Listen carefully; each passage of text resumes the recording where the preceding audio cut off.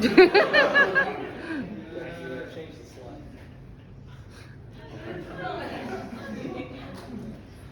afternoon, class of 2022. I would like to begin my speech by first thanking my dad and mom who have got here today. They are typical Chinese parents, I shall say. And actually, Chinese parents is a game on Steam, which I highly recommend. Chinese parents are usually characterized as tiger parents, putting high pressure on their kids, sending them to piano class, painting class, children's palace, mathematical Olympiad class, etc., at a very young age. Critiques say that this way of nurturing kids raise not successful men and women, but only nerds. A label I myself arguably belongs in. But still, I want to thank them, for I won't be standing here without them.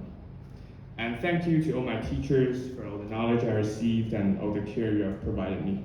And thank you to my dorm parents who are not here, but still, thank them for caring about me and for taking my electronic devices again and again. Please keep doing so because this will no longer impact me.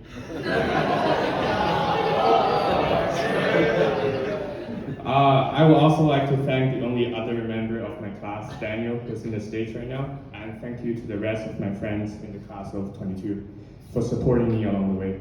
Good luck with your college application. I wish you all get to go to where you want to go. And hey, Nito Sang, I don't think you can go to all of the top 30 US colleges at the same time, so just don't try to apply to all of them.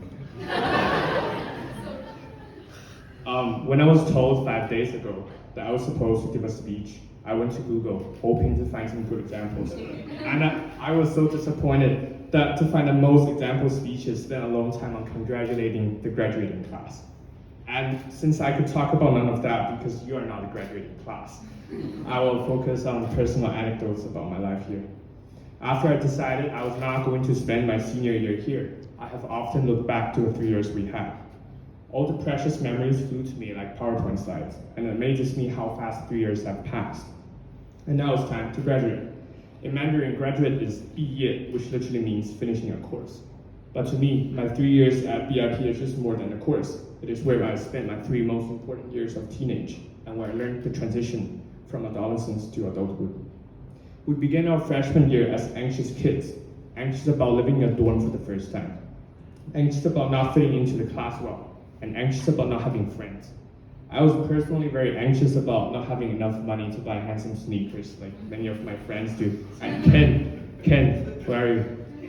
Yeah, he was making a lot of people jealous at that year. Also, I was very keen on debates in my freshman year. I remember this school trip to BIPH when I have not submitted my phone at the start of the bus trip because I promised I was thinking of submitting it before we arrive at school, but still, I saw an interesting scene, which is when Carl was talking with a little girl in front of him.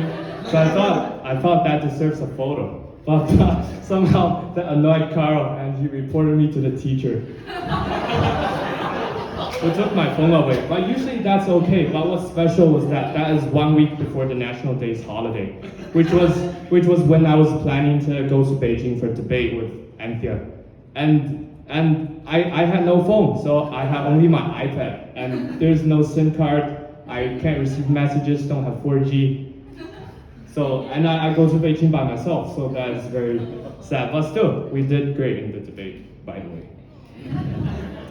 Sophomore year was a special year because of COVID. First time in life when we had all lessons online, and that was unforgettable experience.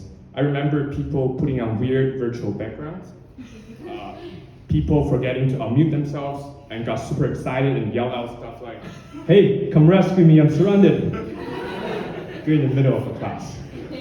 And I remember waking up at 8 a.m. for drama and then back to sleep after the roll call. And I sleep until 10:45, which was when my third lesson starts, because my second class teacher, Mr. Wallow, he would just let us self-study. This comfortable lifestyle of mine had to change, however, when Miss Men asked us to do stretch-ups like at AM in front of the camera, and that made all the sleepiness go away. Now heading up to the junior year, people were really starting to get serious about college. I remember tearing my anterior cruciate ligament 2 weeks before my admission test for University of Oxford. And that day was special, not because it was a Wednesday, but because it was also my birthday.